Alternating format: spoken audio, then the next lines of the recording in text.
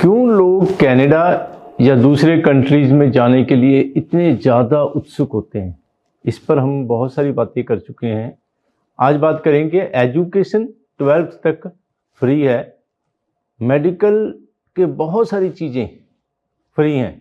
ज़्यादा डिटेल में बात करेंगे। Welcome to my this live show. Education 12th तक फ्री है और उसमें जो है कनाडा का लिटरेसी रेट 99%, क्योंकि 12th तक बच्चों की एजुकेशन बिल्कुल फ्री है, कोई खर्चा नहीं है।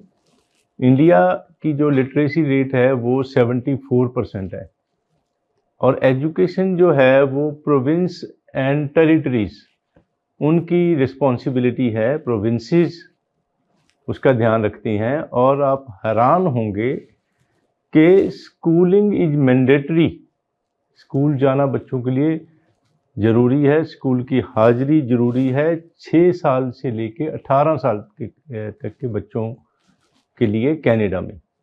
और यही वजह है कि जो उनका लिटरेसी रेट है, जो पढ़े लिखे वाली जो परसेंटेज है वो 99% है। इंडिया में भी बहुत सारी जो पब्लिक स्कूल्स हैं, गवर्नमेंट स्कूल्स हैं, वो फ्री हैं, लेकिन अनफॉर्चुनेटली उनकी जो केयर और लेवल जो है ऑफ एजुकेशन वो ज़्यादा अच्छा नहीं है। और मैं ये चाहूँगा और ईश्वर से प्रार्थना कि उनका लेवल भी हाई हो जाए और इसी तरह से कनाडा की तरह ही हमारा जो कंट्री भी है उसकी लिटरेसी रेट बहुत हाई हो जाए। दूसरा जो है मेडिकल बिल्कुल फ्री, ज़्यादातर सर्विसेज फ्री। ख़ास तौर पे पीआर जो हैं, कनाडा के पीआर परमानेंट रेजिडेंट और सिटीजन्स, उनके लिए फेडरल गवर्नमेंट की तरफ से बेसिक हेल्थ सर्विसेज और एमरजेंसी सर्विसेज, इसकी डिटेल में बात करेंगे। और बेसिक हेल्थ सर्विसेज और एमरजेंसी सर्विसेज ये बिल्कुल फ्री।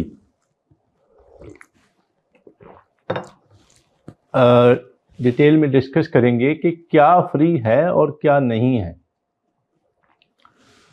डॉक्टर्स की कंसल्टेशन फीस, चाहे वो जनरल फिजिशियन, फैमिली फिजिशियंस हों और चाहे स्पेशलिस्ट हों, उनकी कंसल्टेशन जो है, चेकअप की फ़ीस बिल्कुल फ्री है।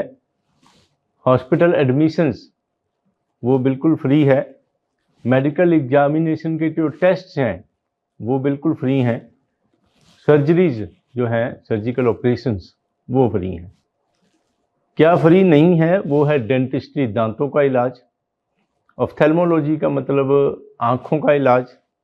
कॉस्मेटिक ट्रीटमेंट, क्या है कॉस्मेटिक कंसल्टेशंस हैं, उसके बारे में बातचीत। क्या है कॉस्मेटिक सर्जरीज, वो पेड हैं। फिजियोथेरेपी जो है वो पेड है। प्रिस्क्रिप्शन मेडिसिन जो हैं, डॉक्टर्स जो मेडिसिन प्रिस्क्राइब करेंगे, वो जो मेडिसिन खरीदेंगे हम, वो भी उसकी कॉस्ट होगी, फ्री नहीं होगी। इंटरनेशनल स्टूडेंट्स के लिए या जो फॉरेन नेशनल्स हैं, टेम्परेरी रेजिडेंट्स हैं, उनकी कुछ प्रोविंसेस, कुछ उनके जो हेल्थ के जो प्रोग्राम्स हैं उनको फ्री प्रोवाइड करते हैं और कुछ प्रोविंसेस में नहीं प्रोवाइड किया जाते health services free. International students को ख़ास तौर पे या दूसरे टेम्परेरी रेजिडेंट्स, तो they need to be careful. उनको चेक करना होगा कि जिस प्रोविंस में वो रह रहे हैं वो प्रोविंस उनके लिए क्या क्या हेल्थ सर्विसेज फ्री करती है और क्या सर्विसेज फ्री नहीं है। जो सर्विसेज फ्री नहीं है उनको हेल्थ इंश्योरेंस कंपनीज जो हैं उनसे हेल्थ इंश्योरेंस का कुछ पैकेज लेकर उन्हें वो अश्योर कर लेना चाहिए, ताकि उन्हें खर्चा ना करना पड़े, क्योंकि हॉस्पिटलाइजेशन और बहुत सारी बीमारियों के इलाज के लिए बहुत ही हैवी एक्सपेंसेस होते हैं, तो उनको इंश्योरेंस ले लेनी चाहिए। ख़ासतौर पे जो इंटरनेशनल स्टूडेंट्स हैं, ये भी ध्यान रखें कि ये जब इनकी क्लास स्टार्ट डेट होती है, जिस दिन से क्लासेस शुरू होती हैं, उस दिन से ही इनकी ज़्यादातर ये इंटरनेशनल स्टूडेंट्स जो है इनके इंस्टीट्यूशंस, कॉलेज, यूनिवर्सिटीज़, ये इनको हेल्थ इंश्योरेंस के पैकेज ऑलरेडी बाय करके उनको साथ में इनके जो ऑफ़र लेटर के साथ भेजते हैं और इनकी हेल्थ इंश्योरेंस की जो चार्जेस हैं वो पहले ही ले लिए जाते हैं वीज़ा लगने से पहले। तो इनके जो हेल्थ इंश्योरेंस एक्टिवेट होती है, जो उनकी लागू होती है, जो काम करती है, वो क्लास स्टार्ट डेट से शुरू होती है। और बहुत सारे स्टूडेंट्स काफ़ी पहले का मतलब 1, 2, 3 महीने पहले क्लास शुरू होने से पहले पहुंच जाते हैं कनाडा या दूसरे कंट्रीज़ में। तो उस वक्त क्लास स्टार्ट डेट तक उनकी हेल्थ इंश्योरेंस नहीं होती और ऐसे में अगर कोई एक्सीडेंट हो जाए, गंभीर बीमारी हो जाए, कोई प्रॉब्लम हो जाए, फ्रैक्चर हो जाए, गिर जाएं, एक्सीडेंट या कुछ और, तो ऐसे में हॉस्पिटलाइजेशन और ट्रीटमेंट के बहुत ही ज़्यादा खर्चा करना पड़ सकता है। तो उस ड्यूरेशन के लिए क्लास स्टार्ट डेट तक के लिए जब आप पहले पहुंच गए 1, 2, 3 महीने पहले, तो क्लास स्टार्ट डेट तक के लिए अगेन किसी इंश्योरेंस कंपनी से हेल्थ इंश्योरेंस खरीद लेनी चाहिए।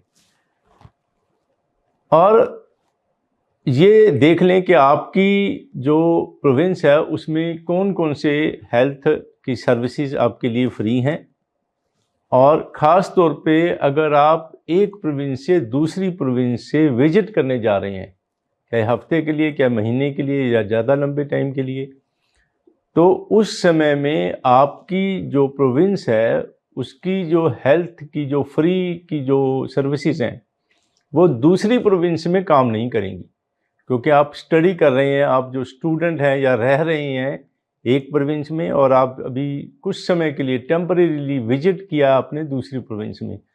तो जिस प्रोविंस में आप विजिट करेंगे वहाँ पर आपको किसी भी तरह की हेल्थ की सर्विसेज फ्री में नहीं मिलेंगी उस समय के लिए जब तक आप विजिट कर रहे हैं। तो उस टेम्परेरी जो टाइम के लिए आप अगेन हेल्थ इंश्योरेंस कंपनी से इंश्योरेंस बाय कर लें। सबको नहीं, लेकिन 100 में से अगर 2-3 को ज़रूरत पड़ गई तो जिनको ज़रूरत पड़ेगी उनके लिए बहुत बड़ी प्रॉब्लम, समस्या हो सकती है। So take care of these things. लेकिन जनरली स्पीकिंग काफ़ी ज़्यादा फैसिलिटीज़ मिलती हैं। मैं अपने एक्सपीरियंस से permanent resident since 2006 in Canada, अपने एक्सपीरियंस मैं शेयर करना चाहता हूँ। मेरा बेटा जतिन जो है वो उसको अपेंडिक्स की प्रॉब्लम हुई, पेट में दर्द हुआ, जनरल क्लिनिक पर गए, वहाँ से इमरजेंसी में गए, इमरजेंसी वालों ने जो है वो उसको रेफ़र कर दिया हॉस्पिटल में कि अपेंडिक्स डायग्नोज हो गई, उसको सर्जरी करनी होगी छोटी सी, और हॉस्पिटल में उसे 2 दिन रखा गया, सर्जरी हुई, लेकिन बिल्कुल एक सिंगल पेनी का मतलब 1 रुपया भी खर्च नहीं हुआ। दूसरा, मुझे खुद को 1 दिन के लिए एडमिट होना पड़ा, कई तरह के मेडिकल टेस्ट हुए हॉस्पिटल में और सीटी स्कैन हुआ मेरा, और अगेन के कोई खर्चा नहीं। और मेरी एक बेटी वहाँ पर उसका जन्म हुआ कनाडा में, वाइफ जो हैं वो कुछ दिन हॉस्पिटल में एडमिट रहे और अगेन कोई खर्चा नहीं। और जो केयर है, ख़ास तौर पे नर्सिंग केयर, बहुत ही नेक्स्ट लेवल, बहुत ही स्पेशल केयर वाली बात, और बिना खर्चे के। सो ये स्पेशल फैसिलिटीज़ हैं। और अगेन के AQI की जो है एयर क्वालिटी इंडेक्स की हमने पहले बात की थी, और मिलावट बिल्कुल नहीं है और करप्शन बिल्कुल नहीं है, इसके बारे में और बहुत सारे फैक्टर्स की हमने पिछले जो है पहले वाले लाइव शोज़ में हमने बातचीत की थी।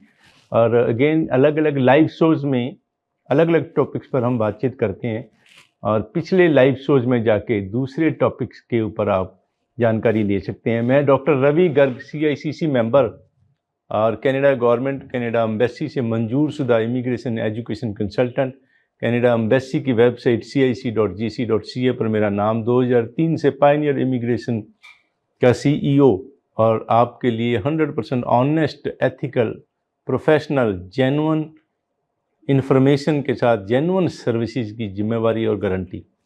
Thank you very much for being with me, and see you in the next live show and thanks very much. Next information, कुछ नए अपडेट्स, नई जानकारी, नई बातचीत के साथ मिलेंगे।